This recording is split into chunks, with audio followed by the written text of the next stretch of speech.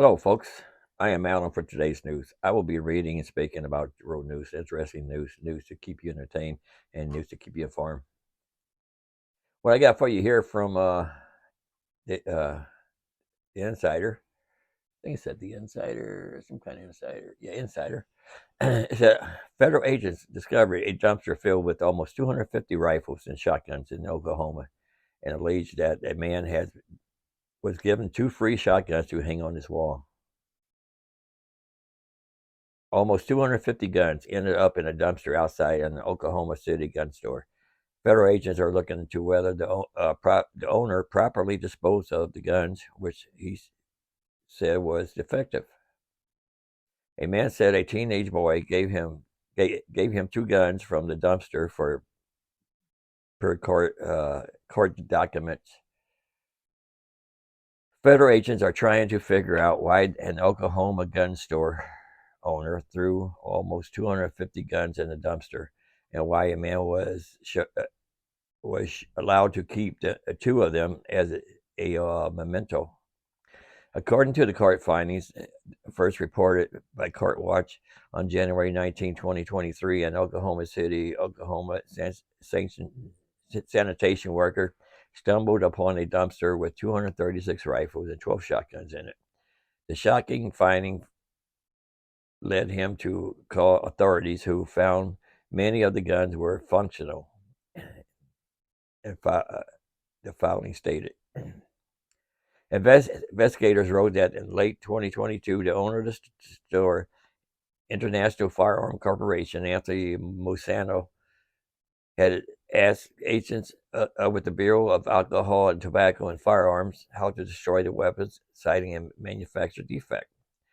Musano was told in the fall by the ATF to slice the faulty guns in 3 different areas, according to the January 26 search warrant. Several months later, on the same day, the agency was contacted by the sanitation worker. ATF agent visited the dumpster and found functional guns despite them being partially cut, according to the warrant. You can read the rest of this in my description box. This is from the Insider too. Arizona city officials cut off our community water supply. My family has relied on paper plates, 3-minute showers, and lots of bottled water to avoid a potential $1,300 monthly water bill. I take showers anyway. On January 1st, a suburb outside Scottsdale, Arizona, had its water supply shut off. Residents like Cody Ryan had to drastically conserve water as they seek an alternative source. This is Rhymes' story as told by a reporter. This is in an as told essay based on a conversation with Cody Ryan, 31, a resident of Rio Verde, Arizona. Rio Verde is an uncarpeted neighborhood just outside Scottsdale. On January 1st, Scottsdale city officials cut off water supply for about 1,000 Rio Verde residents due to extreme drought conditions. Community members like Ryan had since had to severely cut back on water usage, as they're left to seek alternative source. The essay has been edited for length and clarity. In the first month, my family of 6 has made big cuts to our water supply since the city of Scottsdale cut off access to a water fill station. Rio Verde residents have relied on for years. With my wife Shay and 4 kids, we went from using around 300 gallons of water a day to close to 120 gallons a day. I don't even use that much water in a day. I've been scrambling to organize last-minute community meetings to get our federal and state representatives to come down here to help us figure out a solution. The only alternative at the moment is to get our water from a fill station about an hour and a half away from our home. This would increase our monthly bill bill with water haulers from $380 to about $1,300 a month. If nothing gets resolved in the upcoming weeks, I worry that this area is literally going to turn into Mad Max. Y'all remember that Mad Max movie? And we're going to need some serious help out here. It's going to be chaotic. I forgot to say that. It's going to be dangerous. It's going to be very bad. I don't want to see that for my community. We purchased our home on July 14, 2021. It was great finally not raining anymore.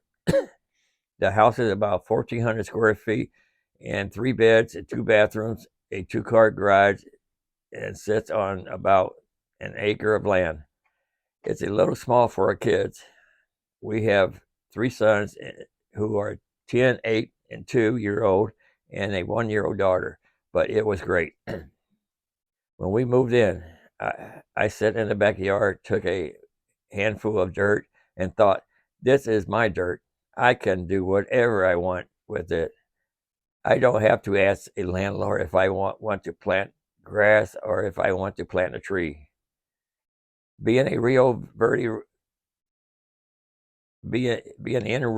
Verde also allows us to be close to my parents, who have lived in the community from around 2012 to 2013. Anyway, you're going to read the rest of this in my description box. Here's one from Newsweek. Russia rushing to replenish troops after massive loss of Ukraine. In order to replenish the sizable estimated war loss, Russia is continuing to look to convicted prisoners to help, according to Ukraine. I thought they have been doing that. Russia has now lost nearly 130,000 personnel since the start of the war in February 2022, according to the latest estimate from Ukraine Defense Ministry. Russia passed the 100,000 mark shortly before Christmas in 2022, according to Ukraine, though these numbers are not confirmed by Russia. In addition to the personnel, Ukraine reports that Russia has lost more than 3,200 tanks, over 6,300 armed combat vehicles, and nearly 300 military jets. The General Staff of the Armed Forces of Ukraine wrote in an operational update on Friday that Russia was moving forward with a recruitment campaign among convicts to replenish some of the troops that it has lost. In the last week alone, Russia has recruited up to 1,000 mercenaries from correctional institutions, the General Staff said. Newsweek was not able to independently verify the claim and reached out to Russian Defense Ministry for confirmation and comment. You're going to read the rest of that in my description box. Okay, here's one here from the Wall Street Journal. China aids Russia's war in Ukraine, trade data shows. China is providing technology to Moscow military needs to prosecute the criminals war. No, to prosecute, the criminals of war in Ukraine, despite an international condon of sanctions and export controls, according to the Wall Street Journal. The customs records show Chinese state-owned defense companies shipping navigation equipment, jamming technology, and fighter jet parts of sanctioned Russian government-owned defense companies. Those but are a handful of tens of thousands of shipments of dual-use goods, products that have both commercial and military applications. That Russia imported following its invasion last year, according to the custom records, according to the Journal, a Washington-based nonprofit that specializes in identifying national security threats. Says here, China backing for Russia while it waged war on Ukraine was supposed to be on the agenda for discussion during Secretary of State Anthony Blinken's travels to Beijing this weekend. That trip was indefinitely postponed Friday after the Pentagon said that it had tracked a Chinese reconnaissance, I forget how to say that, balloon over the continental U.S. earlier this week. Russia's Foreign Defense and Economic Ministries didn't respond to threats for comment. Anyway, you heard about the Chinese balloon, going over the United States, through the United States. I heard there was a second one over in Latin America, too. I wonder if they're trying to use them to spy on us. And then give Russia information in case they decided to bomb us. Something to think about.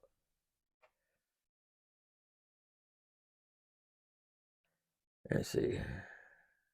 Here's one here. Said, do not put the card in the machine at all. Walmart shopper claims they found a card scammer on checkout machines. It is surprisingly common way for thieves to steal credit card information. According to the FBI, skimming occurs when devices illegally installed on ATM, point of sale terminals, or fuel pumps capture data for or record cardholders' pins. In practice, this can take a few forms. In some cases, a thief may install a small card reader in front of the normal reader that allows the customer to complete their transaction as normal, not knowing that their information has been stolen.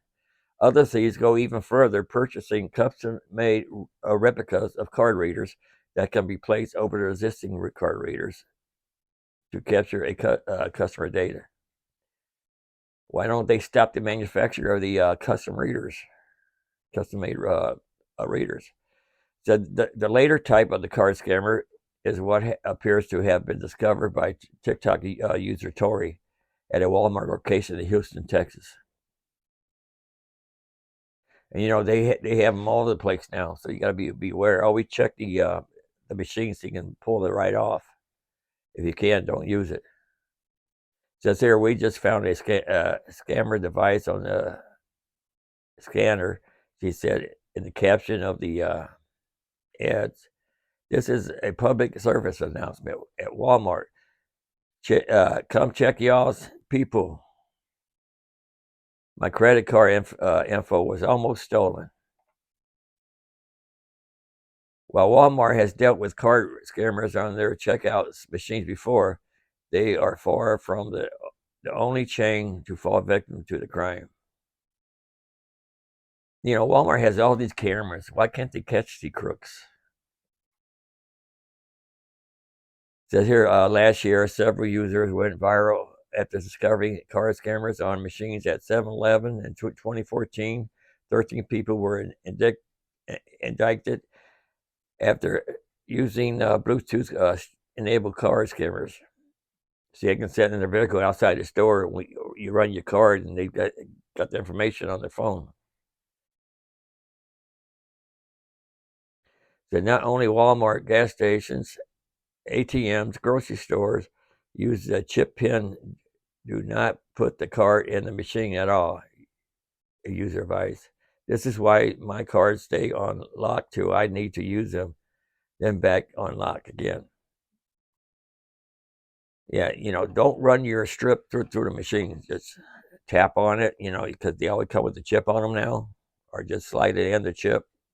I don't think that's going to hurt any, not yet anyway. Do the crooks get wise to that? So here, interesting. Walmart cameras can catch people not scanning food and other items without paying, but not someone installing a scammer. Now, it takes a while to put a scammer on a machine, and if Walmart's looking for the wrong thing, I would sue Walmart, if it ever happened to me, take them to court.